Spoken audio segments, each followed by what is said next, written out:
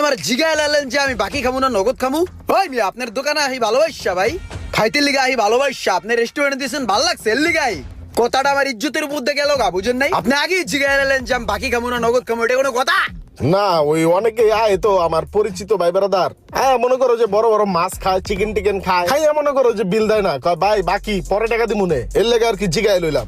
ভাই মিয়া সবার লোক আমার তুলনা দিল হইব? আমি ইমরান ভাই, বাকির কথাটা কয়ে তো আমার মটকাটা গরম করে দিলেন। শুনেন ভাই, আমার বাপ দাদার কোনো কিছু কম আছে? সয় সম্পত্তি ভরপুর আমগর।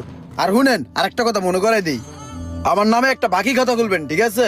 আমার বন্ধু বান্ধব এলাকাবাসী ভাই বেড়াদার জেনতে যাইবো সমানে বাকি খাওয়াবেন, কারো কাছে কোনো বিল চেবেন না, সব আমার খাতায় উঠে রাখবেন। মাস শেষে আমি এই টাকা দিয়ে যাবো।